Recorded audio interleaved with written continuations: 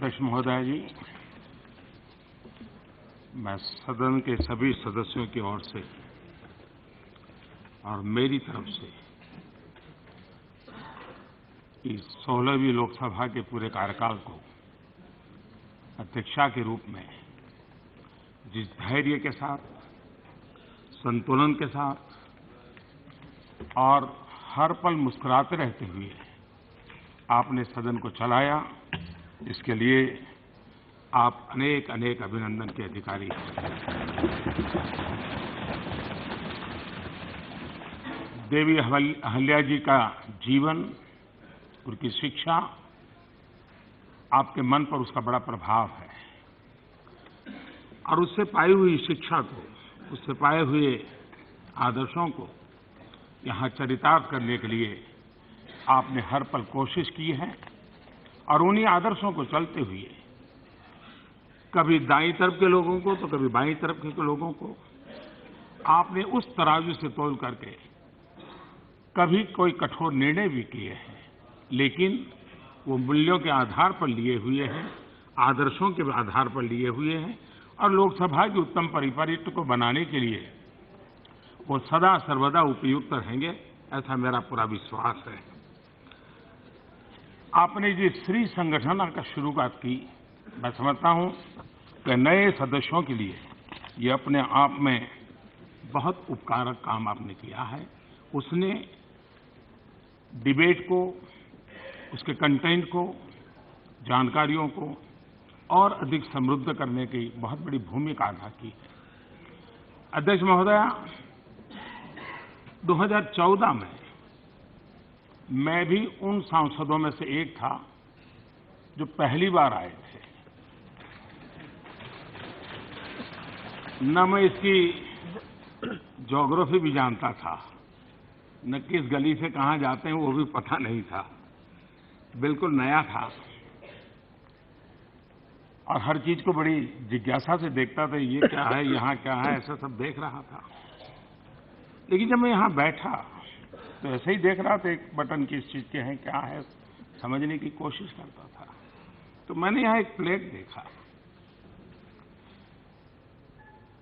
उस प्लेट पर, क्योंकि मेरी को जानकारी है कि मेरे पहले 13 प्रधानमंत्रियों ने इस स्थान पर रह करके अपना दायित्व निभाया है, लेकिन मैंने प्लेट देखा, उसमें सिर्फ 3 ही प्रधानमंत्री के नाम हैं। ऐसा क्यों हुआ होगा? क्या तर्क होगा? जो लिबरल विचार के बहुत बड़े विद्वान लोग रोज उपदेश देते रहते हैं, वो जरूर इस पर चिंतन करेंगे और कभी न कभी हमारा मार्गदर्शन करेंगे। लेकिन यानी हर चीज मेरे लिए एक नई थी, जिज्ञासा थी और उसी समय से मैं देख रहा हूं कि काम हमारा करीब 3 दशक बाद एक पूर्ण बहुमत वाली सरकार बनी और आजादी के बाद पहली बार कांग्रेस गोत्र की नहीं है, ऐसी पूर्ण बहुमत वाली सरकार बनी। कांग्रेस गोत्र नहीं था, ऐसी मिलीजुली पहली सरकार अटल जी की बनी थी और कांग्रेस गोत्र नहीं है, ऐसी पूर्ण बहुमत वाली पहली सरकार 2014 में बनी। और इन 16वीं लोकसभा में 17 सत्र हुए, 8 सत्र ऐसे रहे जिसमें 100% से अधिक काम हुआ और औसतन हम देखें तो करीब 85% आउटकम के साथ आज हम विदाई ले रहे हैं। संसदीय मंत्री का अपना एक दायित्व रहता है, तोमर जी अभी संभाल रहे हैं। प्रारंभ में वेंकैया जी देखते थे, कुशलता से उन्होंने निभाया। अब उपराष्ट्रपति पद पर और हमारे वरिष्ठ सदन के संचालक के रूप में भी एक अहम भूमिका निभा रहे हैं। अनंत कुमार जी की कमी हमें जरूर महसूस हो रही है, एक हंसते खेलते दौड़ते हमारे साथी की। लेकिन इन सब ने जो काम किया उनका भी मैं अभिनंदन करता हूं। ये 16वीं विधानसभा 16वीं लोकसभा, इस बात के लिए भी हमेशा हम गर्व करेंगे क्योंकि देश में इतने चुनाव हुए, उसमें पहली बार सबसे ज्यादा महिला सांसद वाला ये हमारा कालखंड है, सबसे ज्यादा। ये अपने आप में, उसमें भी 44 महिला सांसद पहली बार आई थी, ये भी अपने आप में। और पूरे कार्यकाल में देखा है महिला सांसदों का प्रतिनिधित्व, पार्टिसिपेशन और बातचीत की ऊंचाई हर प्रकार से हमने रजिस्टर करनी चाहिए, उतनी ऊंची थी। सभी महिला सांसद अभिनंदन के अधिकारी हैं। देश में पहली बार कैबिनेट में सर्वाधिक महिला मंत्री हैं और देश में पहली बार सिक्योरिटी से संबंधित कमेटी में 2 महिला मंत्री प्रतिनिधित्व कर रहे हैं, रक्षा मंत्री और विदेश मंत्री। ये भी अपने आप में, और ये भी खुशी की बात है कि पहली बार स्पीकर महिला है, साथ साथ हमारे रजिस्ट्रार जनरल भी, हाँ सेक्रेटरी जनरल भी, वो भी हमारे यहाँ महिला के रूप में विराजमान है। इसलिए लोकसभा सेक्रेटरी जनरल और उनकी सारी टीम को और यहाँ के पूरे परिसर को संभालने वाले हर कोई अभिनंदन के अधिकारी हैं। मैं उनको भी बहुत बहुत बधाई देता हूँ, बहुत अभिनंदन करता हूँ। इस सदन में कोई इसका अर्थ ये न करे कि मैं यहाँ कोई गवर्नमेंट की उपलब्धियां बताने के लिए खड़ा हुआ हूं, लेकिन जो काम इस सदन ने किए हैं, अगर 5 साल का उस ब्यौरा को देखें, और हम सब इसके हिस्सेदार हैं,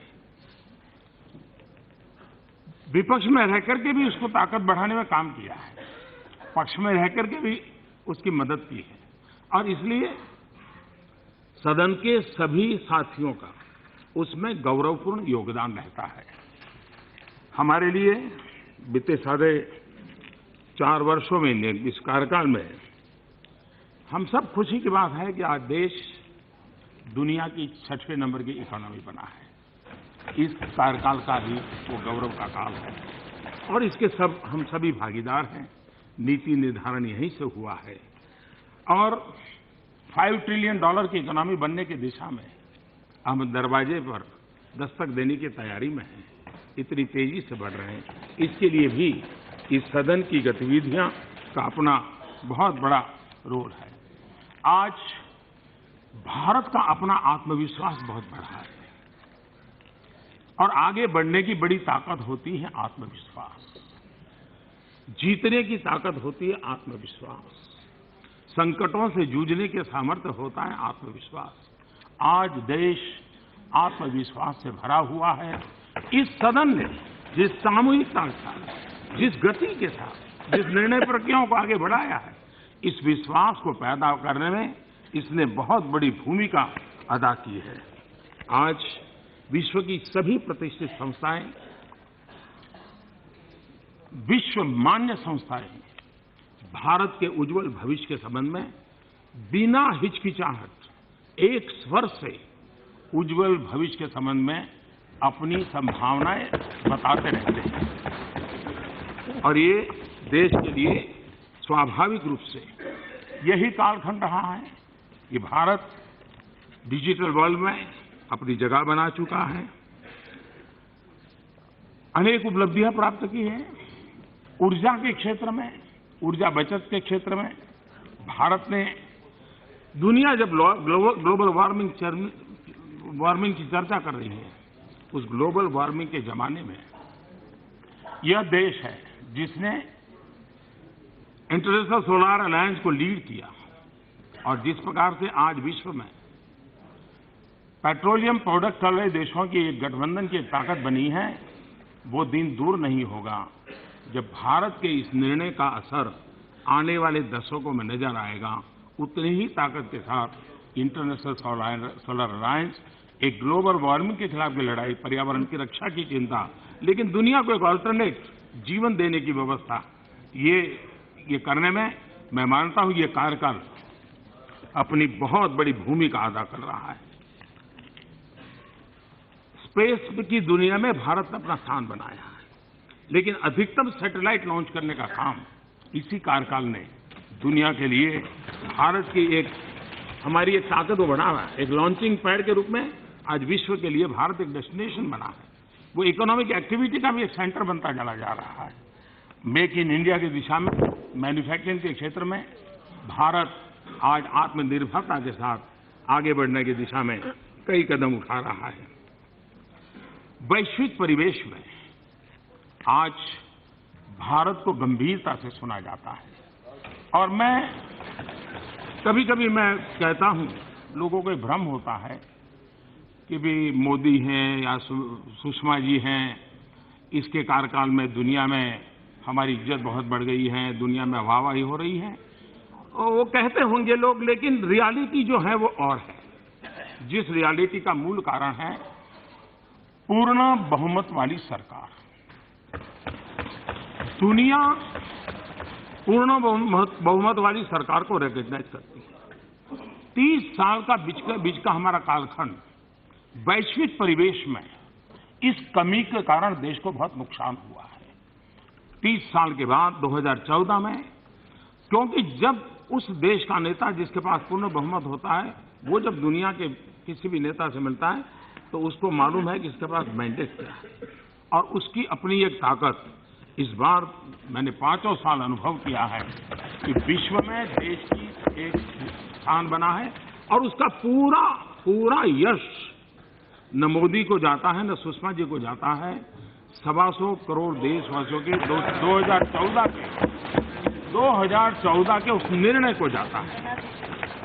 उसी प्रकार से इसी कार्यकाल में विदेशों में अनेक संस्थाओं में भारत को स्थान मिला, विदेशों में सुना गया। अब हम देखें बांग्लादेश, इसी सदन ने सर्वसम्मति से लैंड डिस्प्यूट का सॉल्यूशन किया। ये बहुत बड़ा काम किया है।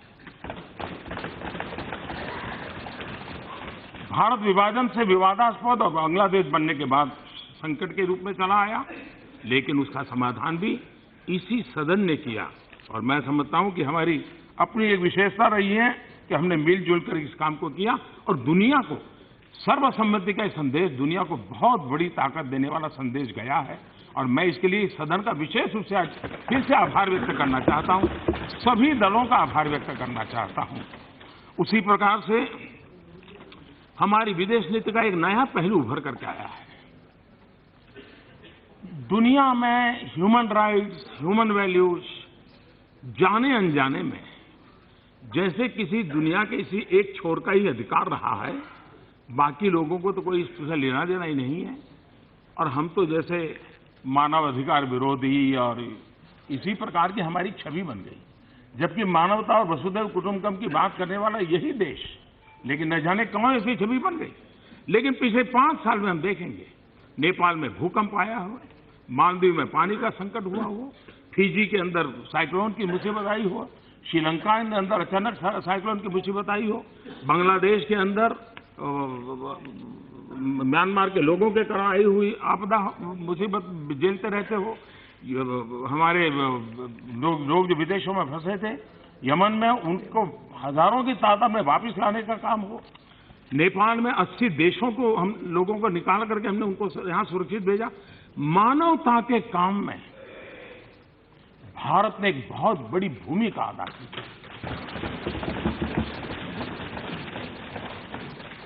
योग पूरे विश्व में एक गौरव का विषय बन गया है। विश्व में यूएन में अब तक यूएन में जितने रिजोल्यूशन पास हुए हैं, सबसे तेज गति से, सबसे ज्यादा समर्थन से अगर कोई रिजोल्यूशन पास हुआ है तो योगा के समय इंटरनेशनल योगा डे का।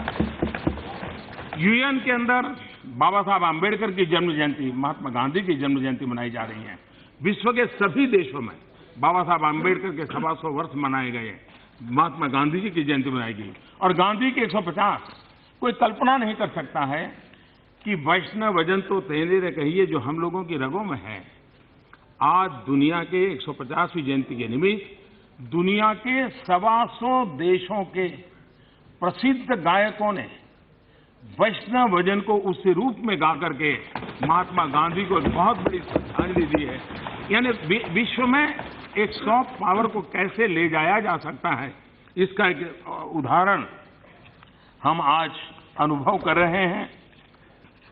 26 जनवरी को हमने देखा होगा, महात्मा गांधी को सेंटर में रखते हुए 26 जनवरी की झांकियां सब राज्य ने किस प्रकार से गांधी को अद्भुत रूप से प्रस्तुत किया। यानी 150वीं जन्म जयंती और महात्मा गांधी को स्मरण करना। हमने इस सदन में, इस कार्यकाल में संविधान दिवस मनाया। हमने इस सदन कार्यकाल में बाबा साहब अम्बेडकर की 150वीं जयंती के निमित्त विशेष चर्चा की। हमने इस सदन में, इस कार्यकाल में यूएन के सस्टेनेबल डेवलपमेंट गोल के लिए समय दिया और सबने मिलकर के सस्टेनेबल डेवलपमेंट गोल के संबंध में चर्चा की। ये अपने आप में नई नई परिपाटियां इसी कार्यकाल के, इसी सदन के आपके नेतृत्व में संभव हुआ है। और इसलिए सदन के सभी सदस्य आपके नेतृत्व का अभिनंदन करते हैं, आपका आभार व्यक्त करते हैं।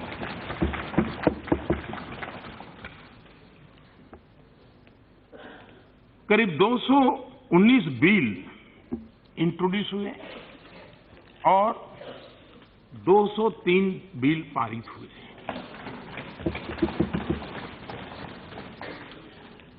और इस सदन में जो आज सांसद हैं,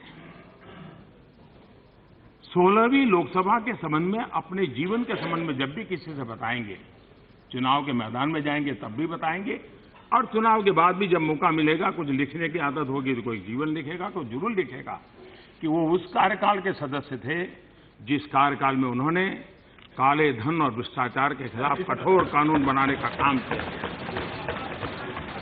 इस देश में ऐसे कानून जो पहले कभी नहीं बन पाते थे, वो इस सदन ने बनाए थे।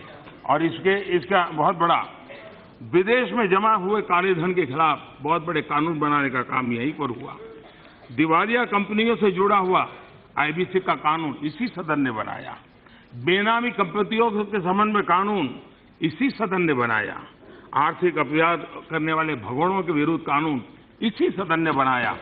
मैं समझता हूं कि इन 5 साल में इस कार्यकाल के ने काले धन और भ्रष्टाचार के खिलाफ लड़ाई लड़ने के लिए जो कानूनी व्यवस्था चाहिए, जो कानूनी हक चाहिए, अंतर्राष्ट्रीय जगत में हमारे कानून की एक ताकत होनी चाहिए। इसके लिए जो कुछ भी करना चाहिए, उस उत्तमोत्तम पुरुषार्थ से इस सदन ने पारित करके देश की आने वाली शताब्दी की सेवा की। और इसलिए इस सदन को आपके नेतृत्व को अनेक अभिनंदन। न सिर्फ इस पल, आने वाली पीढ़ियां भी देंगी, ऐसा मेरा विश्वास है। यही सदन जिसने जीएसटी का बिल पारित किया और रात को 12 बजे संयुक्त सत्र बुलाया और क्रेडिट लेने की कोशिश किए बिना पूर्व फाइनेंस मिनिस्टर और उस समय के राष्ट्रपति उनके हाथों से जीएसटी करके, ताकि सबको इसका हक मिले, सबका साथ सबका विकास उसमें भी चले, इसका एक प्रामाणिक प्रयास किया गया। उसी प्रकार से यही सदन है जिसने आधार बिल को एक बहुत बड़ी कानूनी ताकत दी। आधार दुनिया के लिए अजूबा है।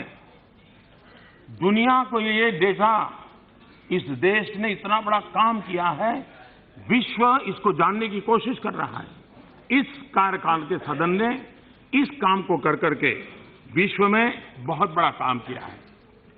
देश आजाद हुआ, लेकिन पता नहीं वो कौन सी हमारी मानसिकता थी कि हम शत्रु संपत्ति पर निर्णय नहीं कर पाते थे। बहुत कठोरतापूर्वक शत्रु संपत्ति बिल पारित करके भारत के 1947 के उन घावों के खिलाफ जो कुछ भी चल रहा था उसका काम करने का काम किया। इस सदन ने सामाजिक न्याय की दिशा में भी बहुत ही लंबे अरसे तक समाज को प्रभाव पैदा करे। उच्च वर्ण कहा जाने वाले लोगों के लिए, यानी गरीब लोगों के लिए आरक्षण की व्यवस्था बिना कोई कटुता, इसकी सबसे बड़ी ताकत यही है। बिना कोई उलझन, किसी के मन में आशंका न रहते हुए समाज के दबे कुचले एक वर्ग को उनकी बातों को वजन दिया गया और उनको विश्वास देते हुए कानून पारित किया। दोनों सदन के सभी दलों के सभी सांसद इसके लिए साधुवाद के पात्र हैं और इसके लिए मैं समझता हूं ये बहुत बड़ा काम ये 10% आरक्षण का हुआ।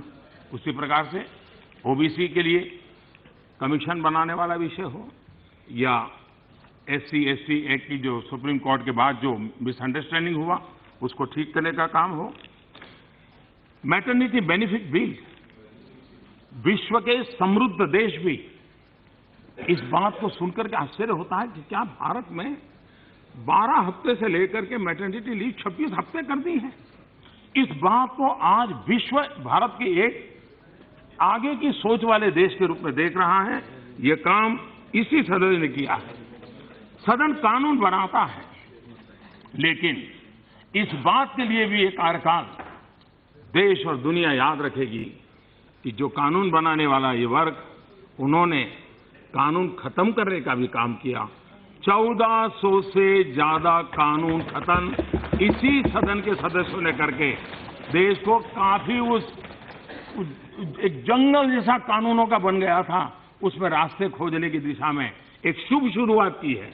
1400 करने के बाद भी मैं कहता हूं शुभ शुरुआत हुई है, अभी भी करना बहुत बाकी है और उसके लिए मुलायम सिंह जी ने आशीर्वाद दिए ही हैं। एक बहुत बड़ा काम और मैं मानता हूं कि देश को इसको अच्छे ढंग से जैसे पहुंचना चाहिए था, हम पहुंचा नहीं पाए। हम सभी सांसदों पर एक कलंक हमेशा लगा रहता था कि हम ही लोग हमारे वेतन तय करते हैं, हम ही लोग मर्जी पड़े उतना बढ़ा देते हैं, हम देश की परवाह नहीं करते हैं। और जिस दिन सांसदों का वेतन बढ़ता था, दुनिया भर की टीका टिप्पणी हमारे पर होती थी और ये पिछले 50 साल से हो रही थी। पहली बार इस समय के सभी सांसदों ने मिलकर के इस आलोचना से मुक्ति का रास्ता खोज लिया और एक ऐसी संवैधानिक व्यवस्था बना दी कि उस संविधान की व्यवस्था के तहत औरों का जब होगा, इनका भी हो जाएगा। अब स्वयं इस काम के भागीदार सांसद अकेले नहीं होंगे और सांसदों को बहुत बड़ी मुक्ति मिल गई आलोचना से। लेकिन इसने उत्तम निर्णय की, जिस प्रकार से उसको रजिस्टर होना चाहिए था, जिसकी वाहवाही होगा। 50 साल तो सांसदों को गालियां सुननी पड़ी है, बड़े बड़े वरिष्ठ नेताओं को गालियां सुननी पड़ी है, उससे मुक्ति देने का काम किया। हमारे जितेंद्र जी ने अच्छा खाना तो खिलाया, लेकिन बाहर हम आलोचना सुनते थे कि कैंटीन के अंदर पैसा बहुत कम है और बाहर महंगा है, MP क्यों ऐसा करते हैं। मुझे खुशी है कि जितेंद्र जी की कमेटी ने मेरी भावना को स्वीकार किया, स्पीकर महोदय ने भी स्वीकार किया और जो बहुत सस्ते में यहां दिया जाता था, आपको थोड़ा जेब में थोड़ा ज्यादा नुकसान हो गया, लेकिन उसमें से भी मुक्ति पाने की दिशा में हमने कदम बढ़ाया है और पूर्ण रूप से पहुंचने में भी आने वाले दिन में हमें अच्छी ताकत आकर के हम वो भी कर लेंगे, ऐसा मेरा विश्वास है।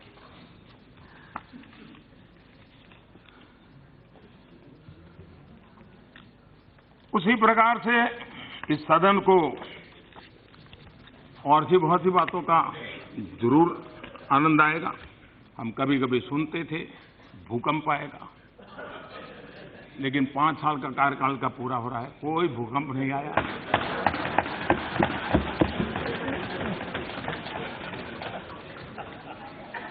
कभी हवाई जहाज उड़े और बड़े बड़े लोगों ने हवाई जहाज उड़ाए, लेकिन लोकतंत्र और लोकसभा की मर्यादा इतनी ऊंची है, भूकंप को भी पचा गया और कोई हवाई जहाज उसकी ऊंचाई पर नहीं जा पाया। ये लोकतंत्र के ताकत है, सदन के ताकत।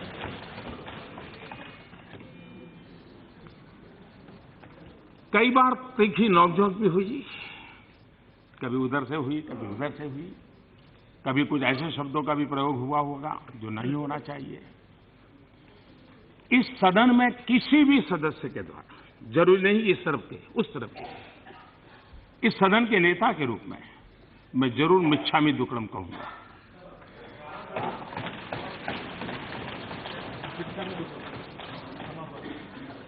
क्षमा प्रार्थना के लिए जैन पर्यावरण पर्व में मिच्छामी दुक्कडम एक बहुत बड़ा संदेश देने वाला शब्द है। उस भावना को मैं प्रकट करता हूं। मल्लिकार्जुन से हमारा भी थोड़ा बहुत रहता था। अच्छा होता आज उनका गला ठीक होता तो आज भी कुछ लाभ मिलता, लेकिन कभी कभी मैं उनको सुन नहीं पाता था, तो बाद में मैं पूरा डिटेल देख लेता था और ये आवश्यक भी था।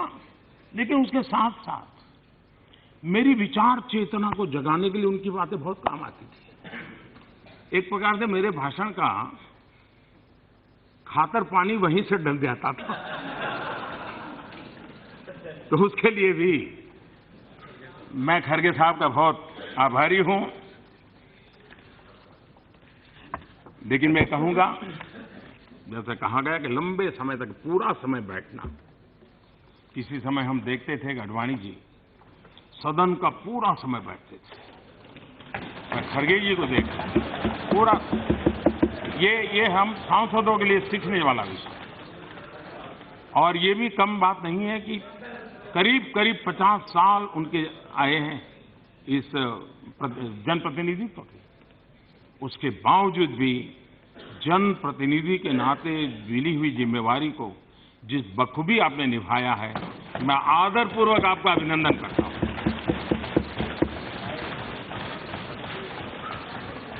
मैं पहली बार यहां आया था, बहुत सी चीजें नई जानने को मिली जिसका कुछ अर्थ ही जिंदगी में पता नहीं था। पहली बार मुझे पता चला कि गले मिलना और गले पड़ना में क्या अंतर होता है।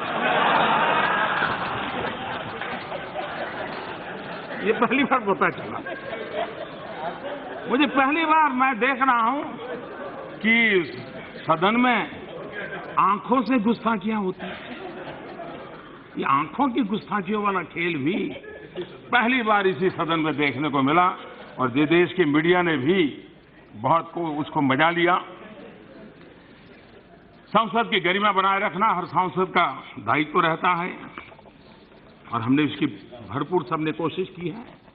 इस बार हमारे सांसद महोदय की टैलेंट का भी बड़ा बड़ा अनुभव आया।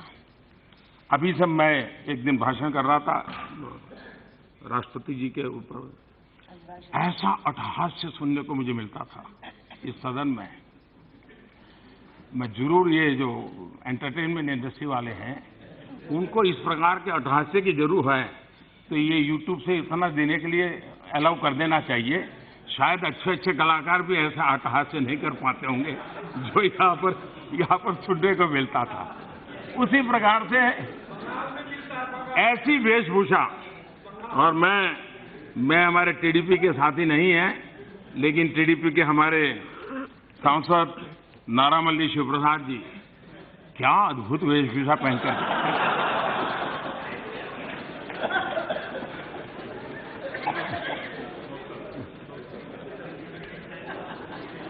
सारा टेंशन उनके अटेंशन में बदल जाता था।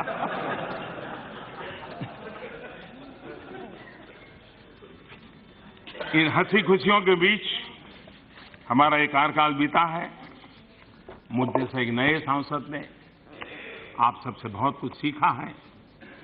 आप सबकी मदद से नया होने के बावजूद भी मुझे कभी कमी महसूस होने नहीं दी।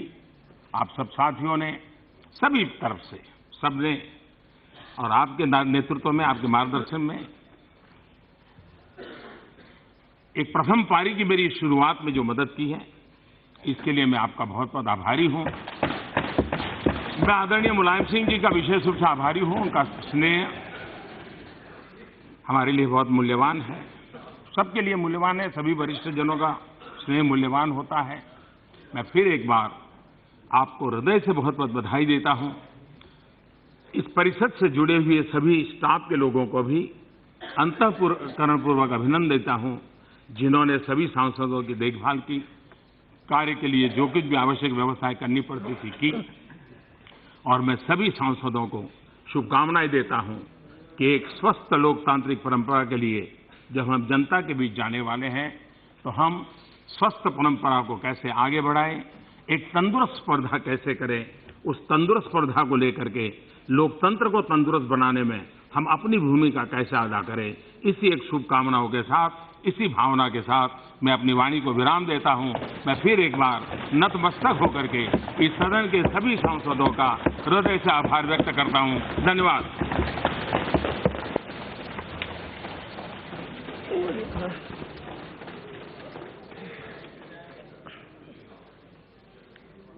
माननीय प्रधानमंत्री जी, माननीय सदस्यगण, मैं हमारे गौरवपूर्ण लोकतंत्र की इस महान संस्था के पीठासीन अधिकारी के रूप में अपने कर्तव्यों का निर्वहन करने में इस सभा के सभी सदस्यों एवं अन्य संस्थाओं द्वारा दिए गए सकारात्मक समर्थन और सहयोग के लिए सभी के प्रति अपना हार्दिक आभार व्यक्त करती हूँ।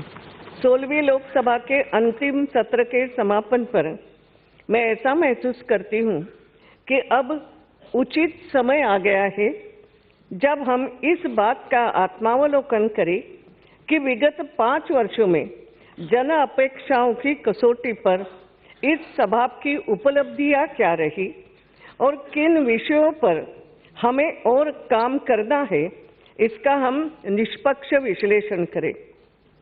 मुझे इस बात की खुशी है कि इन 5 वर्षों में अनेक अच्छे व ऐतिहासिक पल मिले एवं देश के लोगों के लिए काम करने का इस सर्वोच्च पद की संवैधानिक जिम्मेदारी निभाने का सौभाग्य मिला। वही दुखी भी हूँ क्योंकि कुछ अच्छे साथी, कुछ मार्गदर्शक हमें सदा के लिए छोड़कर चले गए। माननीय अटल जी, जॉर्ज फर्नांडिस जी, हमारे सोमनाथ जी, प्रिय अनंत जी एवं लोकसभा के हमारे कई साथी उनमें सम्मिलित है। एक दार्शनिक के अंदाज में अगर कहूँ तो क्या खोया क्या पाया, पर जीवन का सत्य यही है, चरे वेती अर्थात चलते रहो निर्बाध, सतत और निरंतर। संतोष है कि हमने सही दिशा में बढ़ने का प्रयास किया है और देश आगे की तरफ चल रहा है। विकास का चक्र चला है, जनता की अपेक्षाएं एवं आकांक्षाएं बढ़ी हैं, साथ ही लोगों की लोकतंत्र में आस्था अडिग बनी हुई है। 16वीं लोकसभा का गठन 18 मई 2014 को हुआ था और सभा की पहली बैठक 4 जून 2014 को हुई थी। कुल मिलाकर आज तक इसमें 331 बैठकें हुई। 6 जून 2014 को इस सभा ने आप सभी ने अध्यक्ष के सम्मानित पद पर निर्विरोध चुनकर मुझे अपार सम्मान दिया, जिसके लिए मैं आप सभी का विनम्र आभार व्यक्त करती हूँ। मेरे साथी डॉक्टर एम तंबीदुरई, उनको भी 13 अगस्त 2014 को उपाध्यक्ष के रूप में निर्विरोध चुना गया था।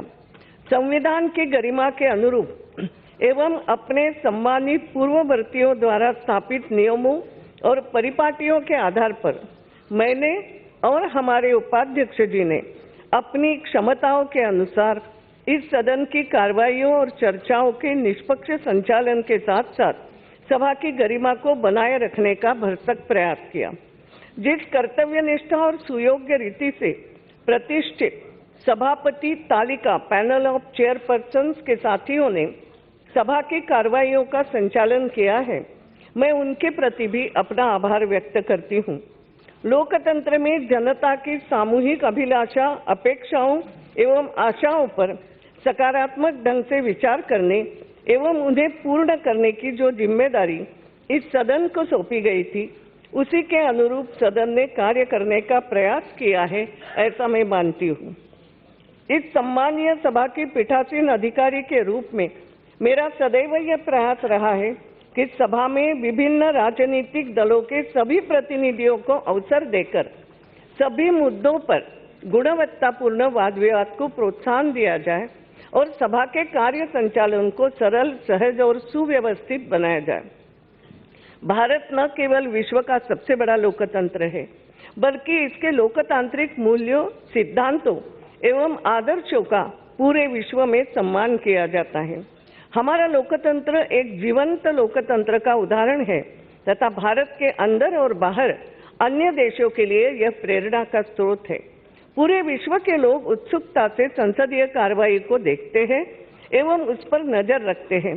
किसी भी वैचारिक मंच पर अनेक प्रकार के विचारों का प्रकटीकरण चलता है और लोकतंत्र में सहमति असहमति अस्वाभाविक नहीं है। यहाँ तक तो बात ठीक है, लेकिन कई बार सहमति असहमति से परे जाकर मर्यादा का उल्लंघन भी होता है और गतिरोध की स्थिति बन जाती है। लोकतंत्र के इस सर्वोच्च प्रतीक लोकसभा, जिसे हम लोकतंत्र का मंदिर भी कहते हैं, उसमें हम सभी से स्वीकार्य मर्यादाओं के अनुरूप ही आचरण अपेक्षित है ताकि संसद की प्रतिष्ठा एवं शुचिता अक्षुण्ण रहे।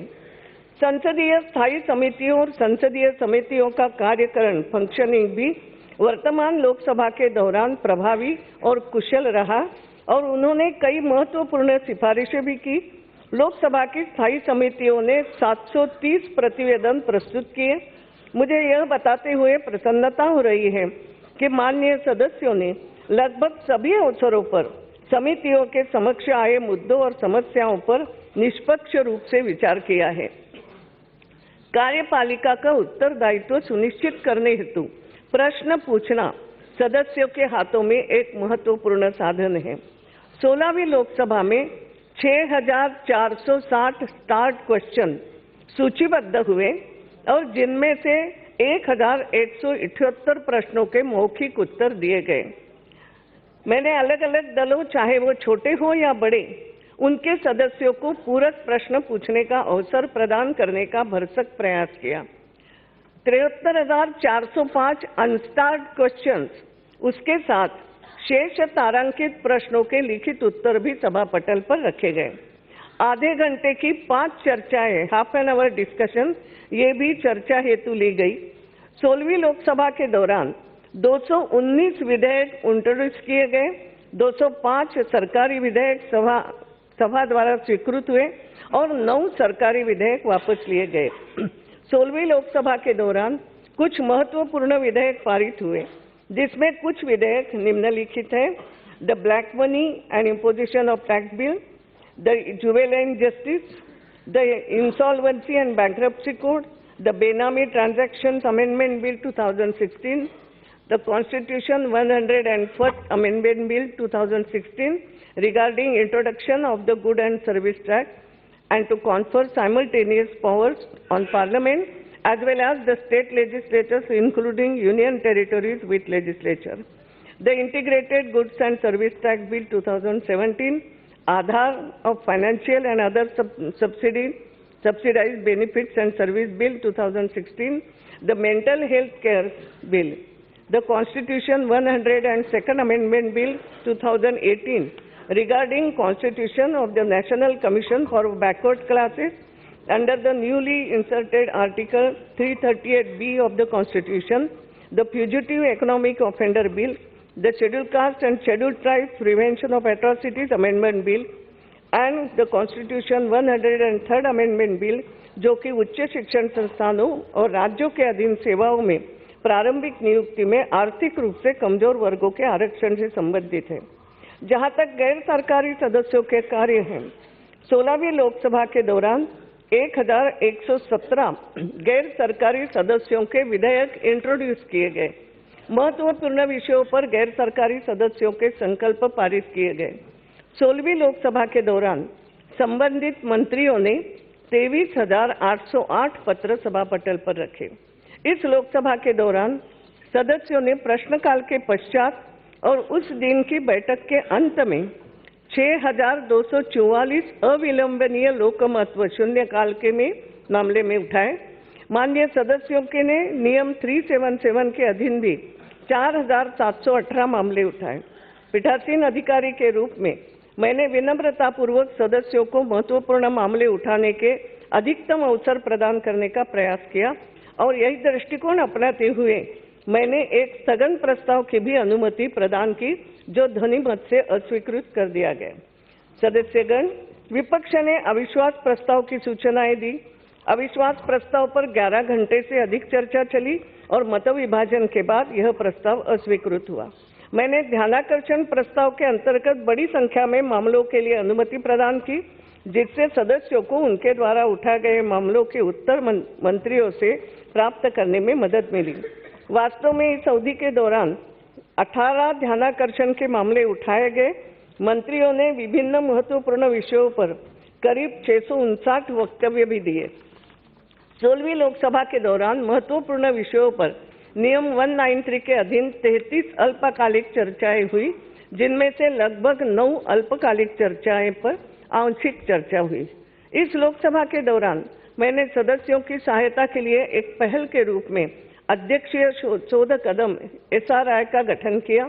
SRI ने विभिन्न विषयों पर अनेक प्रस्तुतिकरण किए, जिनसे चर्चा के दौरान सदस्यों को विभिन्न महत्वपूर्ण विषयों पर गहन अध्ययन के लिए प्रभावी सहभागिता करने में मदद मिली। सदस्यों से प्राप्त फीडबैक, अभी भी लोगों ने कहा, उसके अनुसार इससे उन्हें सभा में सक्रिय भागीदारी एवं गंभीर चर्चा में सहायता मिली। SRI के तत्वावधान में विविध विषयों पर 37 वर्कशॉप आयोजित किए गए। साथ ही SRI द्वारा 2 सम्मेलन भी आयोजित किए गए, जिनमें 5-6 मार्च 2016 को आयोजित नेशनल वुमेन लेजिस्लेटर्स कॉन्फ्रेंस प्रमुख थी, जिसकी theme empowered women empowering nation ऐसी थी।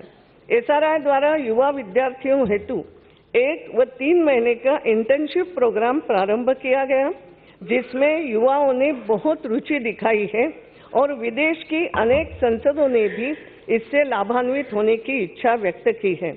इसका उद्देश्य इतना ही था कि हमारे जो युवा हैं, जिन्होंने 12वीं पास की है, ग्रेजुएट है, वो यहाँ आकर के सदन का कार्य भी देखे, समझे व्हाट इज पार्लियामेंट, समितियों का काम कैसे होता है, ये युवा हमारे समझते हैं इसमें आकर के। साथ ही SRI के अंतर्गत संसदीय प्रणाली एवं कामकाज से संबंधित विषयों पर शोध करने वाले शोधार्थियों के लिए फेलोशिप स्कीम भी प्रारंभ की गई है। मैं इंटर्नशिप एवं फेलोशिप समितियों, इसमें भी हमारी सदस्यों की ही हमने समितियां बनाई थी जो ये सब काम देखते थे। इन सभी सदस्यों का भी मैं धन्यवाद देती हूँ। BPST bureau of parliamentary studies and training के तत्वावधान में लोकसभा सचिवालय ने राज्यों के पत्रकारों को हमने एक अलग तरीके से कार्यकारण और पत्रकार जो डिस्ट्रिक्ट के पत्रकार है, प्रदेश के पत्रकार है, जो यहाँ बहुत कम आ सकते हैं, वो यहाँ आकर के लोकसभा की कार्रवाई को समझे और कैसे चलता है उसको देखे भी। और इसलिए ऐसे विधानसभाओं के मीडिया कर्मियों के लिए भी प्रबोधन के कार्यक्रम आयोजित किए और जिनसे खुशी होती है 23 राज्यों के करीब 435 पत्रकार एवं मीडिया कर्मी लाभान्वित हुए हैं। इंडियन पार्लियामेंट्री ग्रुप के तत्वावधान में वर्ष 2018 में नेशनल लेजिस्लेटर्स कॉन्फ्रेंस का आयोजन किया गया था, जिसकी थीम वी फॉर डेवलपमेंट थी। इसमें देश के 115 एस्पिरेशनल डिस्ट्रिक्ट्स के विकास पर विस्तृत चर्चा हुई, जिसमें नीति आयोग के 20 उपाध्यक्ष और सदस्य, विशेष विशेषज्ञों और मैं कहूँगी कि हमारे कई वरिष्ठ सांसद भी इसमें शामिल भी हुए और उन्होंने आए हुए जनप्रतिनिधियों का मार्गदर्शन भी किया। मैं उसको धन्यवाद देती हूँ। माननीय सदस्यगण, इस सचिवालय को पेपरलेस बनाने की दिशा में एक पहल करते हुए मैंने सभा पटल पर सदस्यों द्वारा सूचना ऑनलाइन प्रस्तुत करने के लिए एक ई-पोर्टल की शुरुआत की है और यह परियोजना काफी सफल रही है। सदस्यों ने विभिन्न सूचनाओं को सभा पटल पर ऑनलाइन प्रस्तुत करना शुरू कर दिया है। मुझे आपको यह सूचित करते हुए भी प्रसन्नता हो रही है कि संसदीय ग्रंथालय को डिजिटल बना दिया गया है और हाल ही में सदस्यों की सुविधा के लिए एक नया पोर्टल ई पार्लियामेंट शुरू किया गया है। इसमें हमारे अधिकारीगण तथा विशेष रूप से श्री अहलुवालिया जी भी आज आए नहीं, मगर उनका भी बहुत सहयोग रहा, बाकी भी अनेक सदस्यों का सहयोग रहा। मैं उन सबकी बहुत आभारी हूँ। आप सभी जानते हैं कि कल 12 फरवरी 2019 को संसद भवन के केंद्रीय कक्ष में माननीय राष्ट्रपति जी द्वारा भारत रत्न श्रद्धेय अटल जी के तैल चित्र का अनावरण किया गया। मेरे कार्यकाल में माननीय अटल जी को यह सम्मान प्राप्त होना मेरे लिए बहुत गर्व की बात है और इसके लिए मैं पोर्ट्रेट कमेटी के सभी सदस्यों को फिर एक बार उनको धन्यवाद देती हूँ। जैसा कि हम जानते हैं कि इस लोकसभा में 1612 से अधिक घंटे की बैठकें की। सदन में अव्यवस्थाओं के कारण हुए व्यवधानों में समय तो व्यर्थ हुआ, समय कुल 442 घंटे 19 मिनट रहा। सभा ने 728 घंटे से अधिक देर तक बैठकर सभा के नियत कार्यों को पूर्ण किया है।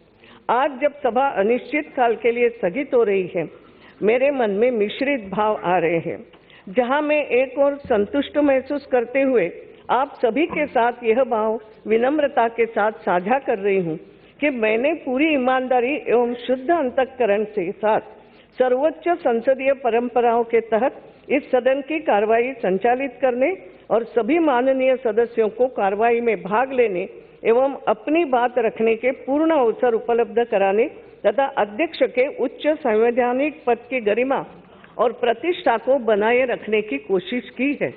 अपने कर्तव्यों का निर्वहन करते हुए मेरा सदा प्रयास रहा है कि सदस्यों की राजनीतिक संबद्धता को ध्यान में न रखते हुए मैं इस सभा और सभी माननीय सदस्यों के अधिकारों और विशेषाधिकारों की अपनी सर्वोत्तम क्षमता के साथ रक्षा कर सकूं और हमारी संसदीय प्रणाली के उच्च आदर्शों को आगे बढ़ा सकूं।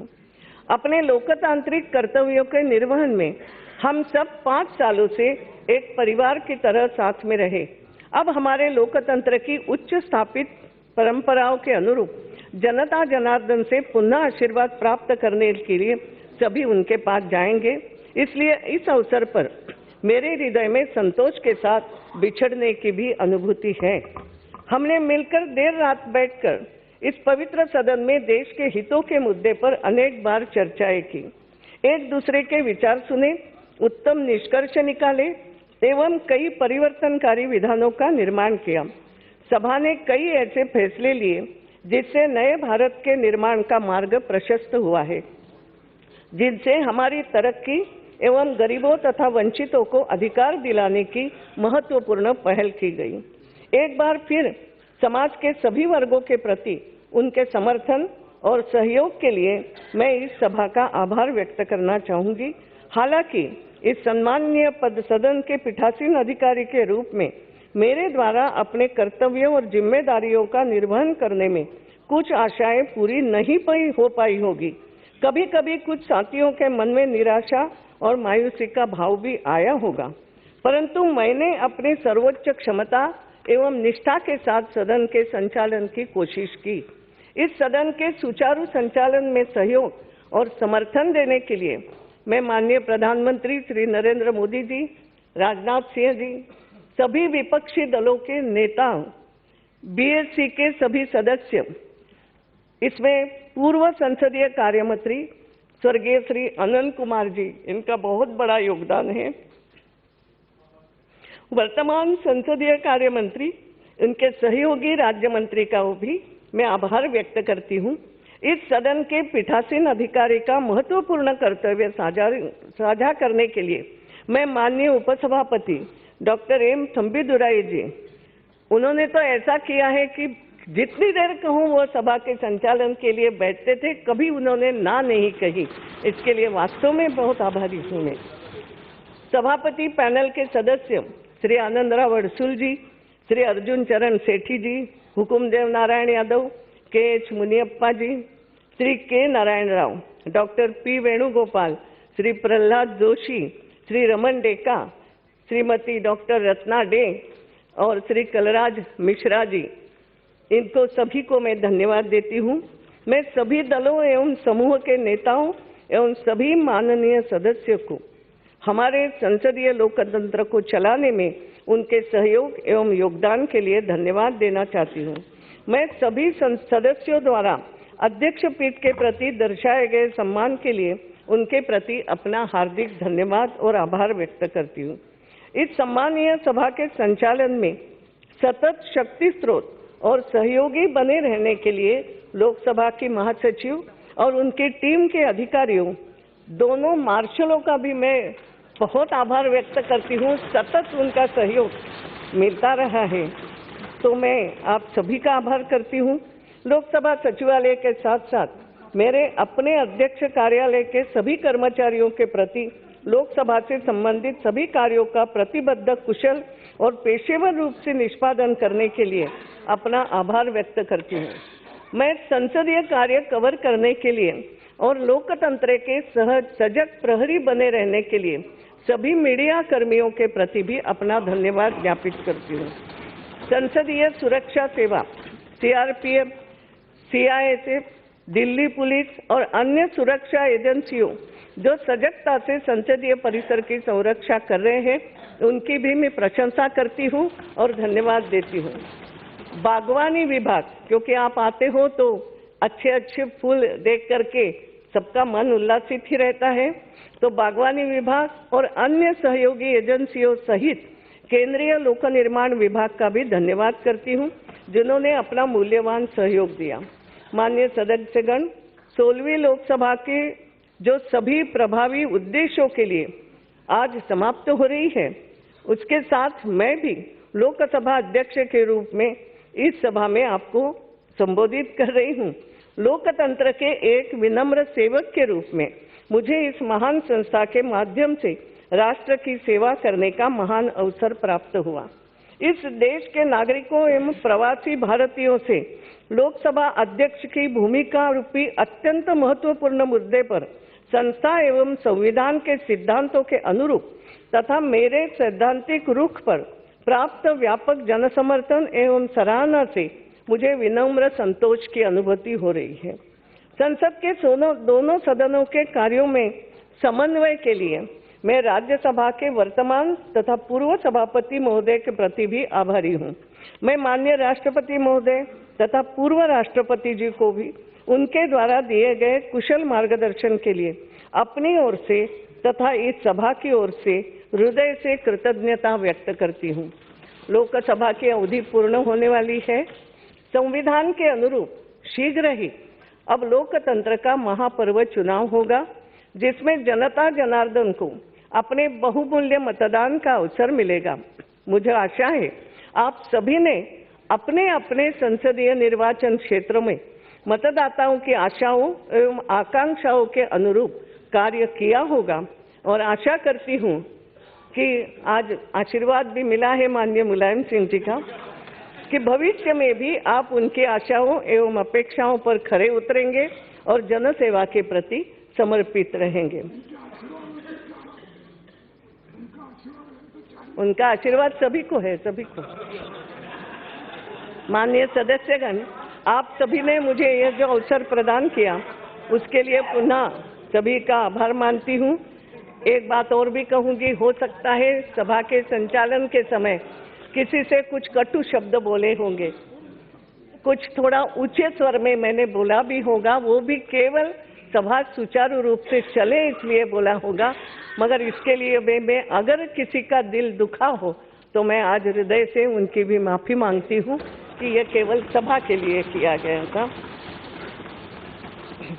इस महान संस्था का काम भी निकटता से मैंने इस कामकाज को इसके समग्र गौरव तथा बृहत्तर सफलता के साथ पूरा होते मैंने भी देखा।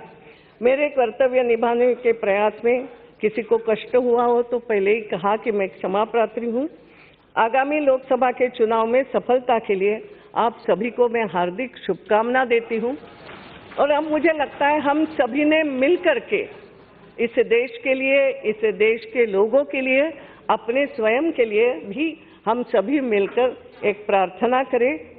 सर्वे भवन्तु सुखिनः, सर्वे सन्तु निरामया, सर्वे भद्राणि पश्यन्तु, माँ कश्चित् दुःख भाग् भवेत्। इसी वो भी कभी दुख नहीं हो, हम इसीलिए काम करते रहते हैं और करते रहेंगे। और इसलिए मैं आप सभी को फिर एक बार धन्यवाद देती हूँ। स्कूल जैसा लगा आपको ना? जाते जाते एक शिक्षक की भूमिका नहीं, आप बोलते हो ना मैं कठोर टीचर भी हूँ, गुस्सा भी करती हूँ, तो जाते जाते वो भी क्या अब राष्ट्र का होगा और फिर समापन होगा।